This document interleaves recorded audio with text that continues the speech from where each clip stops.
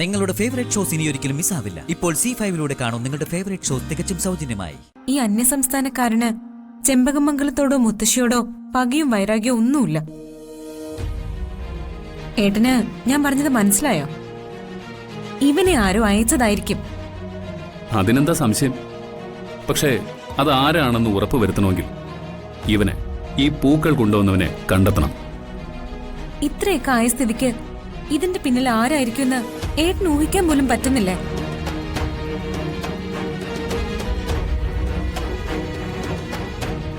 പറ്റുന്നുണ്ട്, പക്ഷേ അതിനുള്ള തെളിവുകൾ കൂടി കണ്ടെത്തണം.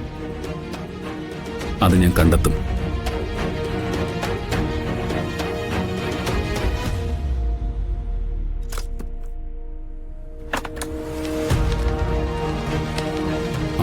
ശരി.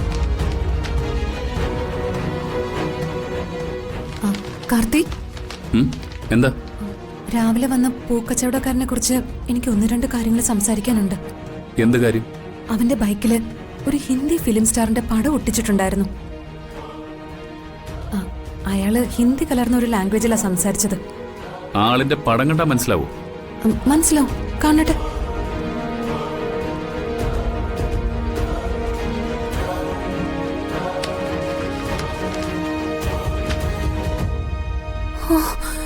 അയ്യോ, കറക്റ്റാ. 75% കറക്റ്റാ. മീനാക്ഷി ഇത്ര നന്നായിട്ട് ചിത്രം വരയ്ക്കൂ.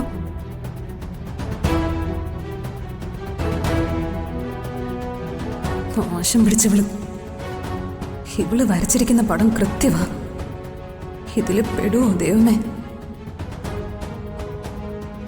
ഈ പൂക്കച്ചവടക്കാരൻ ഇവിടെ വന്നപ്പോ കൃത്യമായി അയാളെ മൈഥിലി എങ്ങനെ കണ്ടു? അത് ഞാൻ ആ സമയത്തെ ചെടി നനയ്ക്കുമായിരുന്നു. മൈഥിലി ചെടികൾ നനയ്ക്കുക? അങ്ങനൊരു പതിവൊന്നും ഇവിടെ ഇല്ലായിരുന്നല്ലോ. എന്റെ ഭാര്യയായി ഇവിടെ ജീവിച്ചപ്പോഴും മൈഥിലി അങ്ങനെയൊന്നും ചെയ്തത് ഞാൻ കണ്ടിട്ടില്ല. അല്ല, ഇന്നെനിക്ക് ചെടികൾ നനയ്ക്കണമെന്ന് തോന്നി.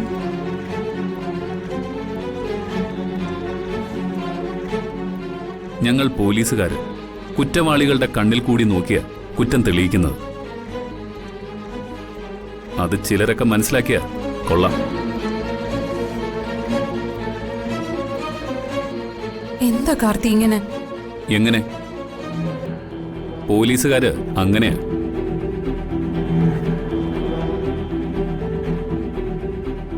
ഇവളീ വീട്ടിലെ തിരിച്ചെത്തിയതിനു ശേഷം ഈ കുടുംബത്തില് ഇത്തരം പ്രശ്നങ്ങളൊക്കെ നടക്കുന്നത്. ഇനി ഇവളെ സൂക്ഷിച്ചേ പറ്റൂ. ഇവിടുത്തെ എല്ലാവരും പല കാര്യങ്ങളിലും എന്നെ സംശയിക്കുക. കാർത്തിയും എന്നെ സംശയിക്കുവാണോ? കുറ്റം തെളിയിക്കുന്നത് വരെ ക്രൈം ഇൻവെസ്റ്റിഗേഷൻ പ്രോഗ്രസ് ഡയറി ഒരു പോലീസുകാരനും മറ്റുള്ളവരുടെ മുന്നിൽ വായിക്കാറില്ല.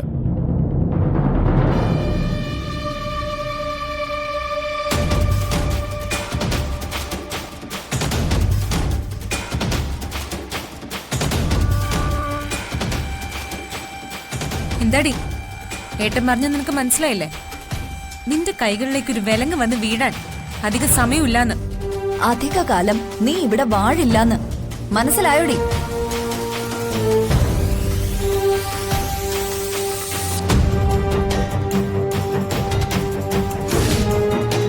ഡൗൺലോഡ് ചെയ്യൂ C5 ആപ്പ്. കാണൂ എല്ലാ എപ്പിസോഡുകളും സൗജന്യമായി.